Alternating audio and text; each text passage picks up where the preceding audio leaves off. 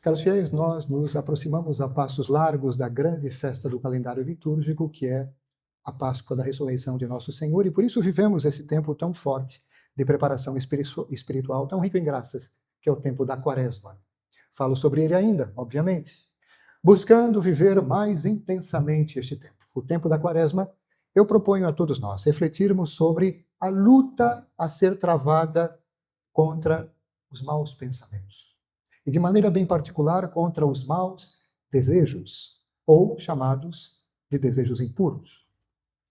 Definição: o desejo impuro é uma intenção deliberada de cometer um pecado no futuro. Desejo. Atenção, caros fiéis. Trata-se de uma intenção deliberada. Ou seja, uma intenção ou vontade a qual se consente internamente e de maneira firme. Sendo assim, um desejo impuro não é o mesmo que a simples afirmação mental de um fato, por exemplo, como quando um homem apaixonado declara que pecaria se não temesse as consequências, se não houvesse consequências negativas, não querendo dizer com isso nada além do fato de que é fraco e não desejando, porém, efetivamente pecar. Ele simplesmente diz, devo ser prudente, se não houvesse proibição, se não fosse algo intrinsecamente mal, gravemente desordenado, eu me entregaria a isso. Ora, não se trata do desejo mal, como o pensamento mal de que falamos agora há pouco. É só uma afirmação mental que pode ser, inclusive, muito imprudente. E pode até constituir pecado se não tomarmos cuidado. Porque esse desejo de cometer aquilo, sabendo que aquilo é gravemente desordenado, já nos aproxima muito do limiar do pecado. E muitas vezes, sem percebermos, pelo menos materialmente, já acolhemos o fato pecaminoso no nosso coração. Bom, o desejo impuro também não é o mesmo que uma inclinação que deseja o prazer sexual apenas em circunstâncias que o tornariam lícito. Se a coisa é vivida de maneira lícita, então não tem nada de desordenado. Como quando um homem casado desejaria ter se casado com outra mulher que não seja sua legítima esposa, caso não tivesse se casado com aquela que é efetivamente sua esposa hoje. Ele diz, se eu não tivesse me casado com ela, provavelmente teria me casado com tal pessoa. Vejam que a hipótese considera uma situação regular. Não sendo casado, hipoteticamente, livre para casar-se, teria se casado com aquela. Ou que ele e outra mulher fossem livres para se casar legitimamente, no caso de viuvez, por exemplo. Essas inclinações são, na verdade, em si mesmas irrisórias e veniais. Contudo, repito o que disse agora há pouco, elas podem frequentemente se tornar sérias por causa da imprudência que às vezes nós abraçamos por conta da concupiscência, não é mesmo? Por causa da imprudência e do consequente perigo que lhes está associado. Então, muita prudência no momento de deixar-se levar por tais veleidades, por tais ideias, que na verdade não têm nenhuma utilidade. Um desejo impuro existe efetivamente, falando aqui do pecado bem caracterizado, quando a vontade consente incondicionalmente, como quando alguém deseja ou decide firmemente cometer em breve, por exemplo, o pecado da fornicação. Se não houver obstáculo, considere feito. Ou ainda quando alguém consente condicionalmente, em pensamento sempre, com um fato pecaminoso, sob uma condição, que na verdade não remove a malícia da ação em questão. Como quando, por exemplo, alguém afirma que cometeria o ato de fornicação se não temesse a punição.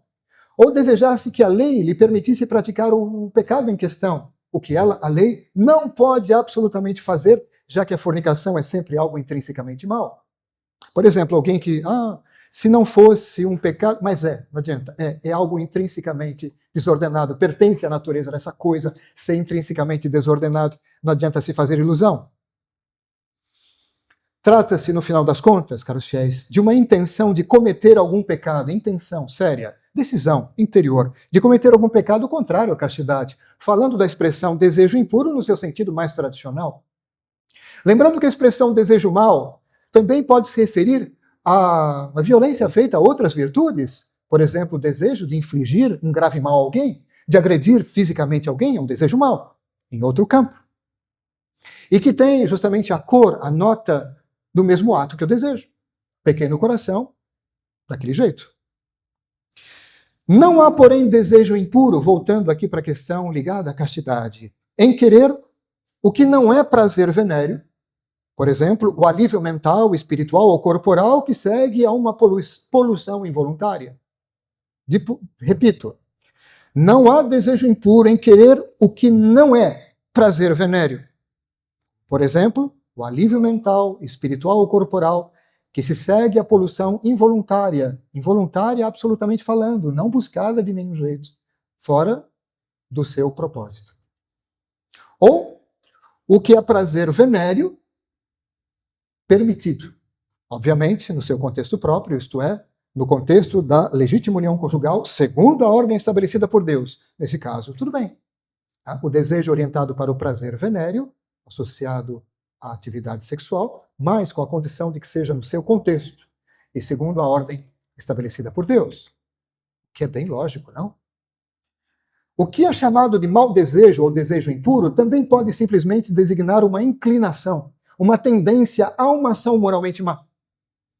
Essa tendência pode ser explicada pela concupiscência que nos inclina àquilo que é contra Deus, fruto do pecado original, e também por quedas passadas, pela impressão que deixam as faltas passadas, pelo acúmulo delas, pela soma do pecado original com suas consequências, mais os pecados atuais, ou seja, pessoais cometidos por mim, que podem ter criado hábitos mais ou menos fortes, é a dinâmica do vício. Ou marcas que deixam coisas que fizemos no passado, que podem ser ocasiões de queda se a vontade ceder, mas pode ser também ocasião de mérito se a vontade se recusar a seguir os impulsos da natureza. É a nossa postura perante a tentação. Deus permite as tentações, não envia. Permite para que lutemos, não para cair, mas para vencer. E vencendo, cresçamos em mérito, em graça, avancemos. Se a vontade está realmente determinada a cometer uma má ação, então há um desejo mal propriamente dito. Me decidi a isso. E um pecado, trata-se então de um pecado correspondente àquilo que se deseja. Eu desejo matar alguém, a coisa está decidida. Não havendo obstáculos, pronto. Missão dada, missão cumprida. Ora, já pecou internamente no seu coração contra o quinto mandamento.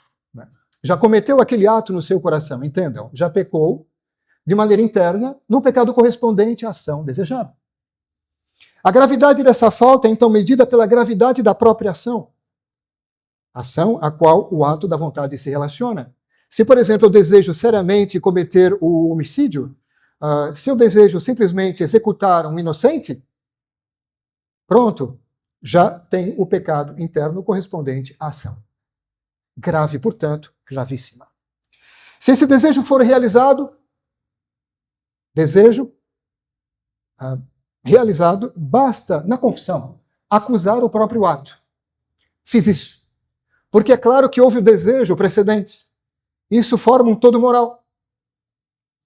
A ação é precedida pelo desejo, e o desejo com a ação forma um todo moral. Basta dizer, por exemplo, voltando ao caso daquele jovem tão agitado na sua vida, eu cometi o pecado de fornicação. Claro que houve um desejo antes. E houve também preparações, e houve movimentos que se orientaram para isso.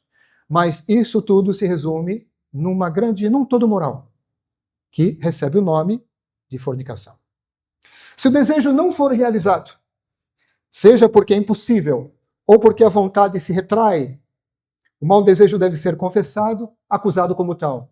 Olha, eu desejei, padre, seriamente fazer aquilo. Não fiz porque não deu, mas eu teria feito. Então, o pecado é claro e ele recebe a mesma malícia da ação que teria sido cometida. Bom, digo isso então, caros fiéis, ainda para a nossa instrução, porque uma coisa é dizer, combatamos o pecado.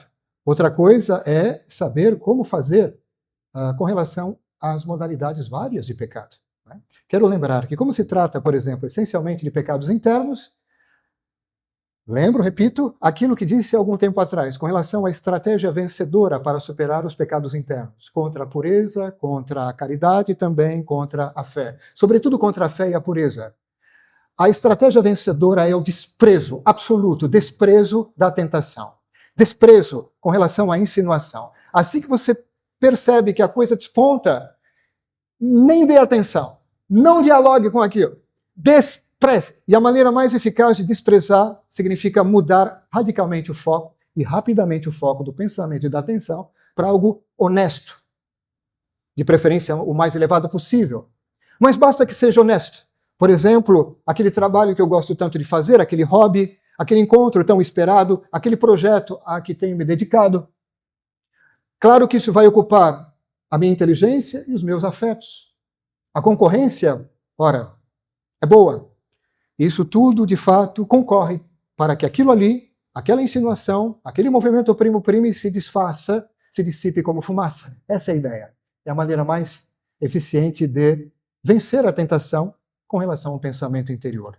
Mau desejo, assim que vê a ideia maluca, nem pestaneje.